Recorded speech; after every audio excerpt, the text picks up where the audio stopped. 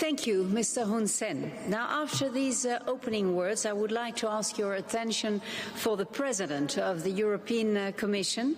She will share her thoughts and experiences on the strategic partnership of the EU and the ASEAN based on the shared values and principles of both organizations. Her Excellency, Mrs. Ursula von der Leyen, who I will also ask to join at this lectern.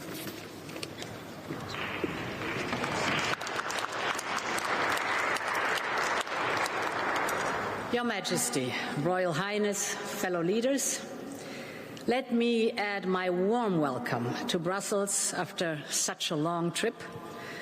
One thing is for sure, there might be many, many miles that divide us, but there are much more values that unite us. For 45 years now, indeed, ties between the European Union and ASEAN have grown stronger and stronger. And today our strategic partnership is more relevant than ever. Because if we literally stand at the opposite sides of the world, our destinies are linked more than ever before. We have seen it with the pandemic. We see it in the connections of our value chains. We see it with climate change and with geopolitics. Russia's war against Ukraine has sent shockwaves through the world. Not only is it an attack against the rules-based order, which protects every country's right at all corners of the world, Russia's war of aggression has also destabilized the global economy and made global commodity prices soar.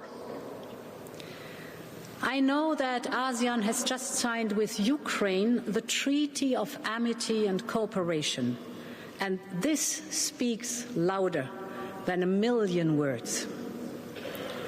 Fellow leaders, both the European Union and ASEAN have multilateralism in our DNA.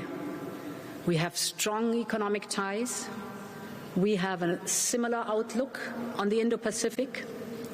And this summit gives the opportunity to discuss how we can join forces even more to achieve our shared goals. And I see three key areas where we can do more. The first is on energy and climate.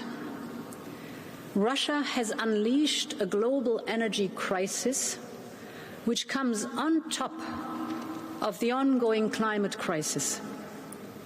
The answer to both crises is the same.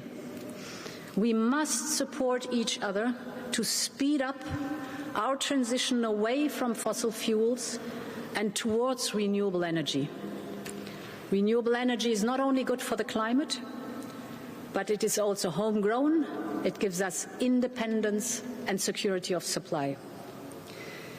At G20 in Bali, we signed a Just Energy Transition Partnership with Indonesia. And together with partners, we have just concluded a similar partnership with Vietnam. I know that Prime Minister Hun Sen has called for an ASEAN Green Deal. So let us discuss how the European Green Deal and the ASEAN Green Deal can reinforce each other. My second point, we should also reinforce our economic ties and trade. We are each other's third largest trading partner, but it accounts only for 5% of our trade. So there's so much of untapped potential. And the lesson of the pandemic should be that we should all diversify our partnerships. And we all know that today, trade agreements are much more than tariffs and quotas. They are vehicles of cooperation to jointly address the twin green and digital transitions. They are also about digital trade, about clean technologies, about resilient supply chains. I very much welcome that our trade ministers focus on that now. Our trade agreements with Singapore and Vietnam are already delivering on the ground. And Europe wants to conclude more free trade agreements with other ASEAN countries. Our ultimate goal is one of a region-to-region agreement, and I think we need to seize now the opportunity and make it work. My third and final point.